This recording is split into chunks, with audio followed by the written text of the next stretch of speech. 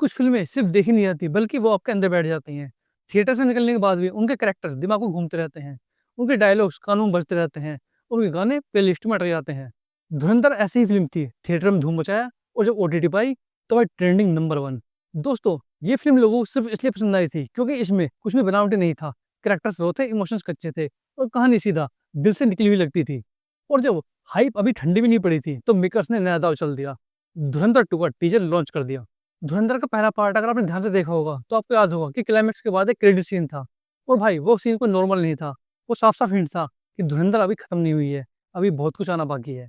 अगर भाई याद नहीं आ रहा है, तो नेटफ्लिक्स खोलो और उस सीन को दोबारा देख लो।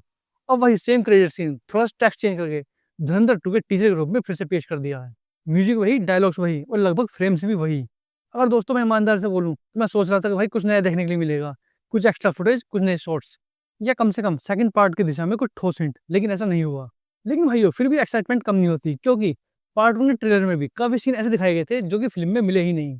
और भाइयों ये भी मुमकिन है कि वो सारे सीन सेकंड पार्ट के लिए बचा के रखे गए हों। मतलब यार, तैयारी तो पहले से ही तगड़ी की हुई है। टीज़र का 90% हिस्सा रणवीर सिंह पर फोकस करता है और भाई ये कोई इत्तेफाक नहीं है। इसका सीधा-सीधा मतलब है कि धुरंधर 2 हमजा की बैक स्टोरी पर फोकस करने वाला है। कैसे एक आम बंदा धीरे-धीरे ताकतवर बनता है और कैसे रहमान डकैत के एम्पायर पर कब्जा करता है और कैसे उसका माइंड और दिल दोनों बदल जाते हैं, यही इस पार्ट की जान होगी। लास्ट में रणवीर का जो डायलॉग है कि भाई ये नया हिंदुस्तान है, ये घर में घुसेगा भी और मारेगा भी, सुनकर एक सेकंड के लिए लगा कि भाई ये लाइन तो कहीं न कहीं सुनी हुई लग रही है।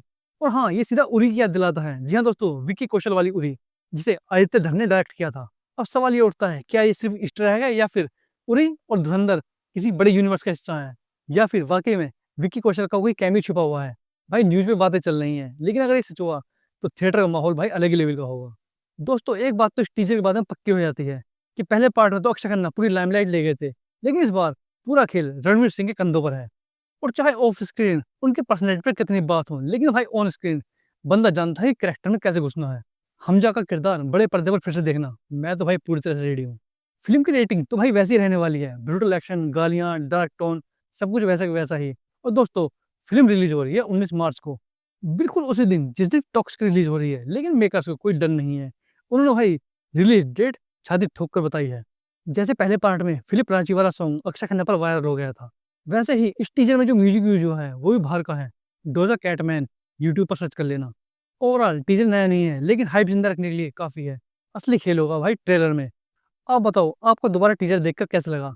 और दोस्तों अगर वीडियो पसंद आई हो, तो वीडियो को लाइक और चैनल सब्सक्राइब ज़रूर करें और जुड़े रहें हमारे साथ इस तरह की मज़ेदार वीडियोज़ के लिए।